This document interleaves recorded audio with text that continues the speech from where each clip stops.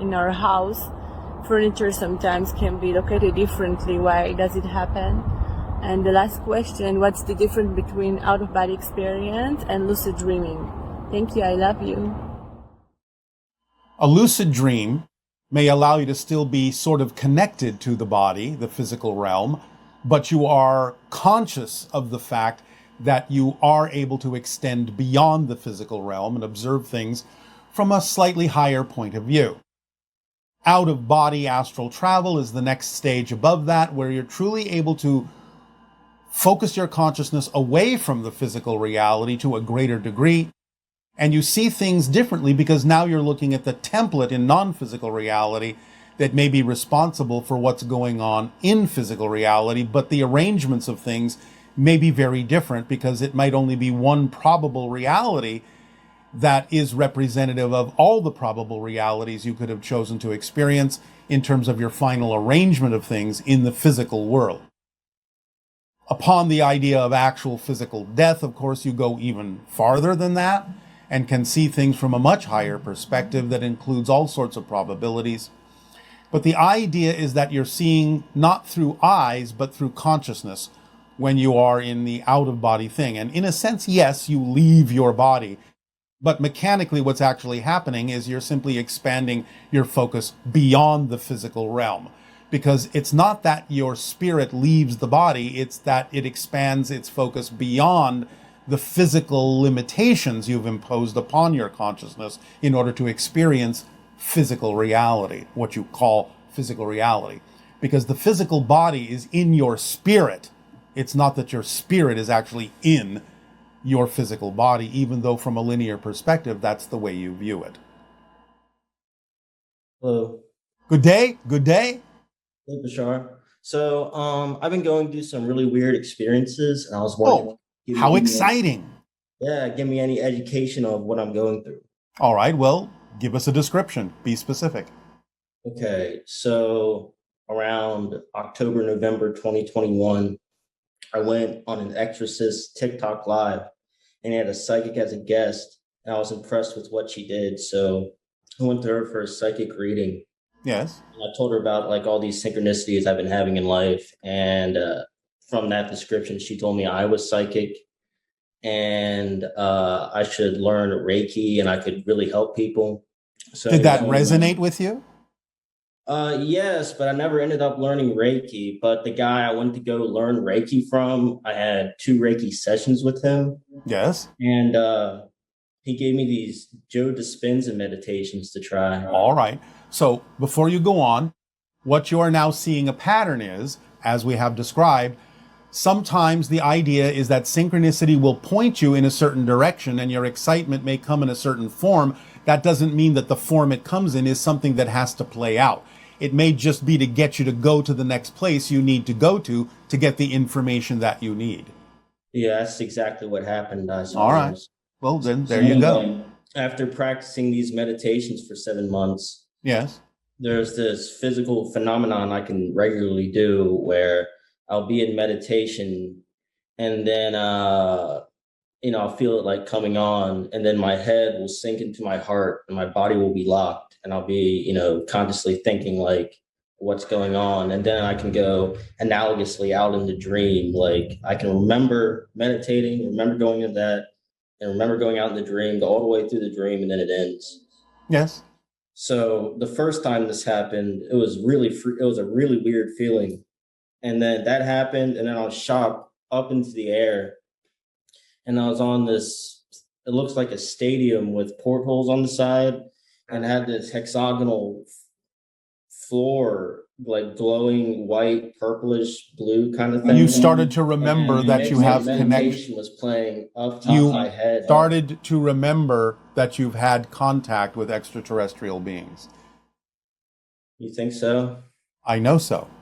So the idea is that you put yourself in a state where you made the connection between mind, body, spirit, and heart, and it allowed you to extend beyond the physical realm in your senses to give you the memory and the experience that you've had, many experiences that you've had, interacting with extraterrestrial beings, being on their ships, so on and so forth. So what you're doing is increasing your ability to expand your senses to know what's going on different levels of your life, not just the physical realm.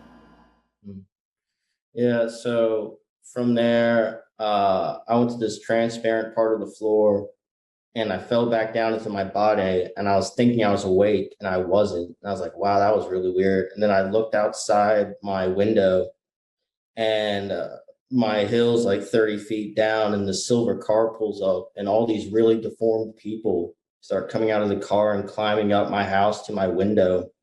And they get to my window and I go to my father's room and I was like, there's all these people coming up here. What should we do? And like, he wasn't listening to it. And then I ended up at this cafeteria and then I woke up. I actually woke up. Yes. Okay. So then the second time that happened, um, head sinks in the yard. I noticed my bedroom door was open. I kept trying to get up and I was like, I was being pelted down to the floor. And eventually I went up and did it, closed the door, back my body, and I noticed it was open again. And this time it's like I sprung out of my body like a cocoon, like this burst of energy. Yes. And so I went to go through my house, and every time I went to open a door, it was like it was being trying to be closed by something. And my house was decorated with all this really weird, ancient, Oriental sort of decorations. All I right. was going through my house, and my living room's covered with ferns, and I get out. It's like this effervescent blue everywhere, and there's these stone statues everywhere. And I'm going up my driveway to my mailbox, and there's this swirling pink orange storm. I mean, purple orange storm. And at my mailbox, it's thousands of these old wooden crates. And I go to pick two of them up without thinking about it. And one was this white mask, like with no imperfections, glowing like the whitest of white masks you could see. And then my whole body overcame with ecstasy. And then as I came back down to my house, the meditation's playing the entire time. Yes, yes. And go to my house, and now there's like all these trees with these glowing bulbs and stuff. And I get to the garage door, and I try to open it. And then as soon as the guy, Joe Dispenza, in the meditation says, come out of this state, like I woke up. All right. Do you think that's an astral projection? Partly. You're extending your consciousness, again, beyond your physical form, your senses, to experience some aspects of non-physical reality, different aspects of your own consciousness on different levels, recognition that you're part of what we call the hybridization agenda, which is the representation of all the so-called deformed people climbing toward your house, different hybrid children that were not necessarily as genetically successful as others that you have witnessed. There are many different aspects going on here. You opened the crate that had the perfect mask, which is again the idea of your true self, your spirit self, seeing yourself from that point of view. Did you open the other crate? No, but it had that same white material showing through. I couldn't get it open. All right. So again, the idea of the ideal vibration, your true self vibration, receiving messages from different sources, hence the idea of the mailbox, communications coming from many different sources, breaking through the barriers of your physical reality into parallel realities, seeing many things overlapping simultaneously, which I understand can be somewhat confusing, which is why you are saying it's all very weird. But remember that weird is simply something you're not used to. You are expanding your senses using these techniques, these meditations. You will get used to it and you will start to be able to figure out what belongs where and piece it all together and put it in order and organize it in a way that makes more sense to you. But right now, you're just exposing your senses to many different sources of information, many different parallel realities, and many different things that you are a part of. So you can keep going, but understand that you can also ask for organization, ask for these things to fall into place to make sense to you, ask for definitions and help from your spirit guides to help you understand what all these different experiences are that your senses are connecting to. Yes? Yeah. So like I want to tell you about the most important of these to me. Yes. So same thing, head falls in the yard, and then I was thrown down in this pristine bathroom with this snowy peak outside, and there was this little box, and it has that, that cliche where the guy's laying on the bed and then the line and his body's floating up top of it on the box. And I like look at it and I was like, oh wow, I'm dreaming. And I try to exit the bathroom. Each time I'm exiting it, I come back in the same place. I'm like, oh, I'll just think up and wake up. And so I did that. I wasn't awake. And I thought I was awake again on my bed. I was like, wow, this is really weird. Something doesn't seem right. And I get shot up into this house, and there's this her race is indiscernible, but this brown skinned woman with this white and gold outfit, and she's telling me all this stuff about my destiny. And she does this yoga pose and transforms into this white monster with all these red glowing welts all over. And she tells me to beware. And then I actually woke up and I fell asleep again. Then I was in this house, this infinite house with these infinite doorways. And then there would be people coming out of them, or it would go into another dream. And then I would wake up from that dream and end up at the house. And anyway, the most important thing out of this is what I asked this one person coming out of these doorways to open the door. And this guy's like passing me along. I'm like, you need to tell me what's going on right now. And he's like, extreme, blah, blah, blah, blah, powerful, blah, blah. And I like grab him by the shoulder. I'm like, you need to tell me what's going on right now. And he says, extreme teachings from the most powerful. So who is the most powerful? Your own higher self and your spirit guides and source and all that is. Okay. And what makes the teachings extreme? They're extreme relative to the reality that you're experiencing. The idea is you're giving yourself an example of the difference between your expanded self and your physical limited self. The box is what you have stuffed yourself into that represents physical reality, but the body, the astral body, is representative of the more expanded version of you. These are the things you're learning. In a sense, you're attending spiritual classes in the spirit world and being taught. Sorry to interrupt you, but I'm always in a classroom. I always end up in some sort of classroom. You are taking lessons, you are taking classes on the spirit level that will aid and assist you in understanding how to transform your physical reality in a way that works for you. Okay. So, have fun. Yeah. Yeah. Okay. I really appreciate your insight.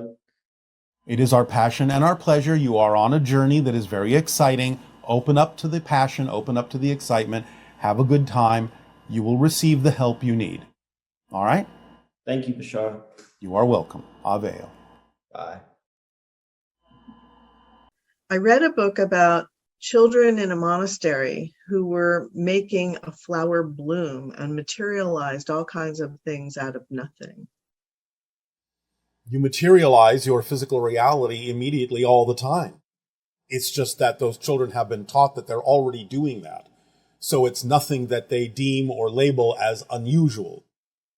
So the idea is to recognize you wouldn't have a physical reality experience if you weren't constantly materializing. And it's not just about your thoughts. It's about what you believe to be true. It's based on your theme of exploration and what's relevant for that. So you can expand the relevance, just as those children have, by retraining yourself and redefining the idea and understand that you're already materializing instantaneously. Otherwise, you wouldn't have a physical reality experience at all. Is it also possible that when we're in a momentum and there's a certain manifestation that it's about to occur, that we can actually then create the thought that, oh, I want this, and then boom, it appears as if it's suddenly appearing. But it can happen that way in the sense of the thought being an echo of something you already know is about to happen. It's not that the thought creates it, but the thought may be representative of the fact that you are aware that you're about to manifest it in linear time. Very interesting. I want to ask you about relationships after this life. Yes. Will I know my wife and children when I transcend? Will my love for them still be as strong as it is now? Yes. And in fact, it will actually be more all-encompassing. Because again, you are immersed in unconditional love in spirit. So it's not in a sense that it's stronger, but it's broader. It encompasses more. You see more deeply into that particular being. And yes, of course, you will experience them and many others in the afterlife, so to speak. What advice do you have for people who are grieving the loss of a pet and who can't seem to get any signs or communicate with them after their passing? Is it likely that pets will reincarnate to be close to their humans again? And why do some animals choose the experience of being abused? So that perhaps they will evoke the compassion in humanity to make sure that animals are never abused again, by example. So it requires action on your parts when you perceive the abuse of anything, be it animal or human or any other being, to take the action necessary to make sure that these kinds of relationships don't continue in the future. Reincarnation, as we have said, in a sense, can be created as an experience, and many times it may seem as if an animal has reincarnated to rejoin the human. It is another animal, however, but they may take on the vibration by being in connection with the pet that has died and exhibiting the same frequency to the human, so the human will see the flow through, the connection of that particular frequency to remind them of the pet that is now in spirit. So the animal that is with you physically may be acting as a conduit of communication for those in spirit who have passed on, so that you know that the connection still exists. I would suggest that you drop any insistence or expectation for how the spirit animal should communicate with you, and just trust that when it is necessary, you will become aware of a synchronicity that reminds you of the animal, or any time during your daily experience you may suddenly think about the animal, then that may be indicative of communication. And as we have said with regard to human, in the idea of grieving for them, you may find that the grief is simply the way you interpret their communication, because you label it as a loss. So grief sometimes can actually be representative of the fact that the animal is attempting to communicate with you, but you're only experiencing it as grief because you keep labeling the idea as if the animal is missing. Whereas if you understood that the animal is present with you, just in a different state, and the animal attempts to communicate with you, you wouldn't necessarily experience it as a loss, and therefore would not feel it as grief.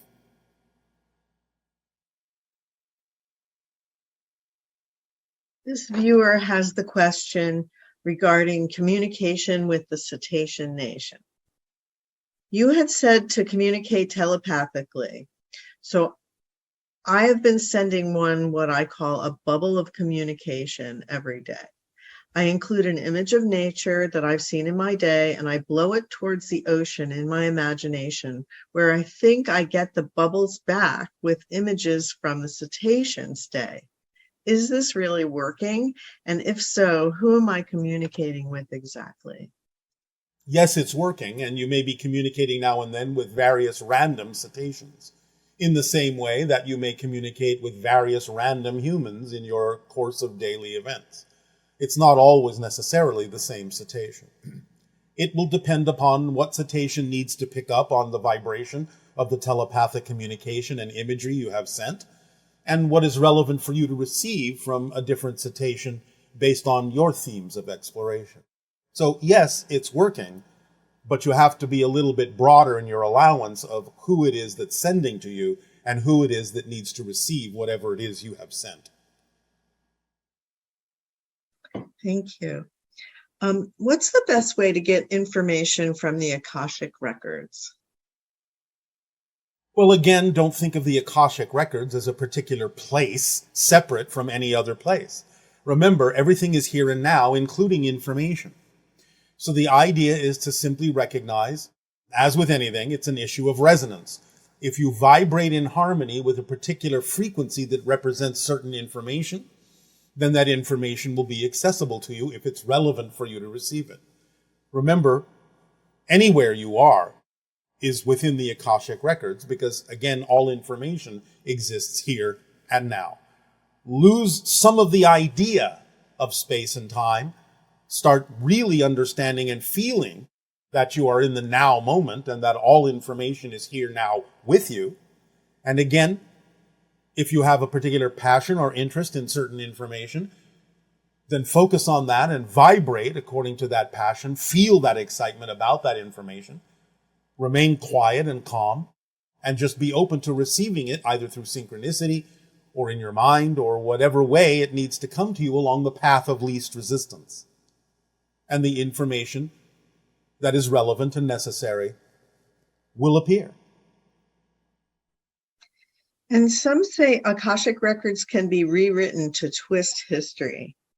I believe Akashic records work to keep everything that has ever been acted upon, felt, or thought crystal clear, and that they cannot be messed with. Is that true? Yes, they cannot be messed with. What someone is referring to is the understanding that there are many parallel histories. So depending upon a shift in your own vibration, relative to the idea of the Akashic records or information that is available to you here and now, you may shift into a parallel reality that has a different history. You're not twisting the history that was in the reality you were in. You're simply shifting to a different reality that has a different history. They all coexist simultaneously. So when you have different factions with different opinions of what is history, how does that intersect with the idea of each timeline has its own history? Because it does seem that history can be rewritten, or it is written by those that are in power, so to speak. It depends on what you mean by in power, because everyone is in power. But the idea, again, is that you exist by agreement in a reality that contains the potential to shift to different histories. So you will seem to remain in one reality, but you will insist on a different memory of a different history, even while remaining in the same shared reality, so to speak. Because your definition of your reality at this time is that you can remember different histories, even while still interacting with those that are in different realities, seemingly as if they're in the same reality you are in, because that's the definition of your reality at this time. Now, of course, this does not mean that sometimes people aren't fooling themselves or lying about things to say, well, it's this way or that way. You have to be honest in terms of your integrity. But the idea is that, yes, it is possible for people in your reality to experience different reality histories at this time. And is it also the idea that if you feel like you have to force your version of history on others, that's a different energy that then would, how does that energy affect the idea of understanding your own history or the history of others? Well, again, this goes to what we said about the idea of lying to oneself, or again, not feeling empowered by the history that you actually insist upon. Because if that is a true history for you, then you will simply naturally align with it in a way that requires no forcing for anyone else to believe the same history that you do, because you are in a different reality. And so what is divine timing, and can we influence it with our will of mind and manifestation? No. The idea of divine timing is simply the timing that is correct for you. So this is why we incorporate this idea in the formula of following your passion, because then everything simply happens in perfect timing. Divine timing and perfect timing are the same thing, relevant to the theme that you're exploring as the individual that you are. There's no difference, and it's not affected by will per se. It's affected by passion in terms of what you shift to experience the timing of different events that manifest according to your theme of exploration. And what is the mechanism of remote viewing? This is fairly long, so is this a good way to have some physical experience of what it's like to be on other planets and moons without limitation of the terrestrial body? And this person is not interested in spirit or dream visit, but in an experience where to some degree you physically feel the sulfur lava flows and hear the sounds of volcanic explosions. Yes, well, again, this goes to the idea, like the Akashic records, that everything is here and now, and it's not really remote viewing, although we understand what you mean by that linearly. The idea is to know that those other planets are here and now.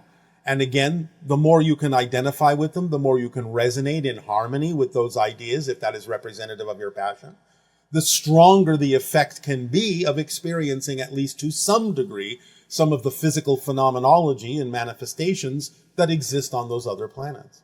So again, losing the idea that it is actually remote and allowing it to be more here and now with you will allow you to experience some of those sensations that you're asking about. Okay, thank you. And in regards to old understandings, how would you update our understanding regarding shape-shifting? Again, there are many different versions of you, so to speak, you, in parallel realities. So it's the idea of resonating and identifying with those other versions, no matter how similar or dissimilar they may be, that are connected thematically to you in some way, shape, or form, and taking on those resonances and even sometimes those appearances to the degree that you can actually energetically convince others to see the differences in you as well, to share those parallel reality versions in what appears to be your reality. You're actually creating a kind of a bubble in which it's all right to shift to different versions, at least in appearance, of different versions of you in parallel realities to the degree that others can also perceive them. In a sense, does that relate to the idea of Daryl before he was a channel and then after he was a channel, that in a sense he learned how to provide that representation of your consciousness? To some degree, yes. Although, again, shapeshifting can take it much further.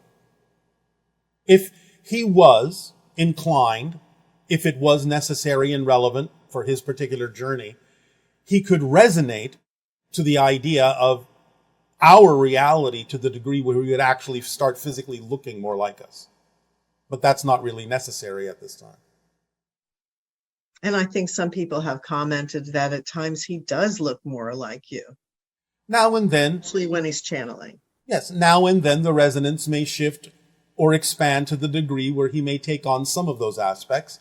All we're simply saying is he doesn't really need to fully shapeshift into the direction or take on the aspect of us to the degree where we actually appear to you, at least not yet. Okay. What happens to the ego, the physical mind, and the personality self when a lifetime is completed? What of us continues? Is anything lost? Or does it all get to move forward together somehow? Nothing is lost. It all moves forward together in the same way, by analogy, that you are no longer a child, but you still retain all the experience and the memories of being a child to whatever degree is relevant for you, even though you are now adults. You can move forward as an adult, yet you can easily call upon any memory of childhood that serves you at any given moment. So it's similar in that sense. You don't lose it.